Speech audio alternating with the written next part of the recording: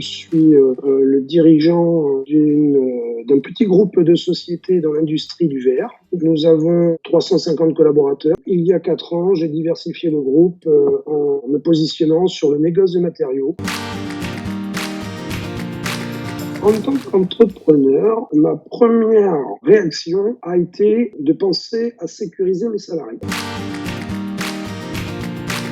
Notre ADN était déjà préparé à ce genre de process. Nous avions déjà mis en place dès le mardi de la distanciation et de la livraison pour les clients en respectant les mesures de distanciation. On a divisé donc l'activité par 2. On n'a mis qu'une personne sur chaque poste pour essayer d'accroître cette distanciation et de sécuriser les salariés.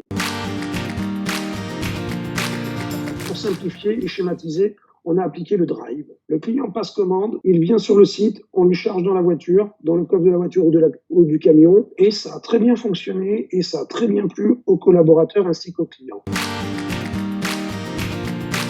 Pendant tout le confinement, on a eu du travail. Pourquoi? Parce que les gens ont consommé. Mars, avril, rien, nous sommes tombés à des ratios 60% de commandes, de ventes. Mais depuis mi-mai, l'activité a repris, je dirais, quasiment 100%. J'ai vraiment senti un accompagnement des collaborateurs. Nous étions, notamment avec le Crédit Agricole, en train de réaliser un très gros deal de croissance externe. On a pu le mener à bien.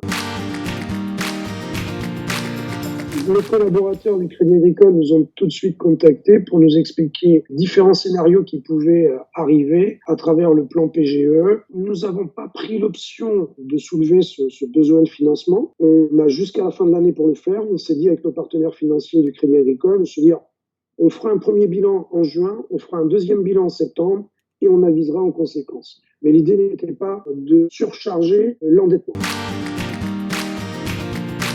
C'est très important d'un point de vue moral d'avoir des collaborateurs de son partenaire financier qui vous contactent, qui prennent les devants et qui vous disent on va affronter la crise ensemble. Ce qui est quand même très confortable pendant une telle crise de se sentir entre parenthèses soutenu.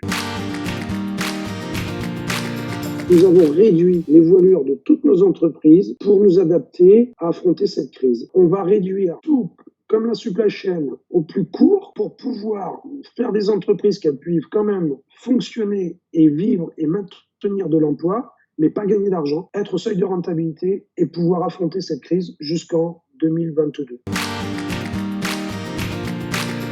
Un de nos axes de réflexion pour l'avenir a été de trouver une synergie entre les deux activités pour basculer un collaborateur d'une activité vers l'autre activité. Et à travers cette réflexion, a abouti sur le ciblage d'une société de formation.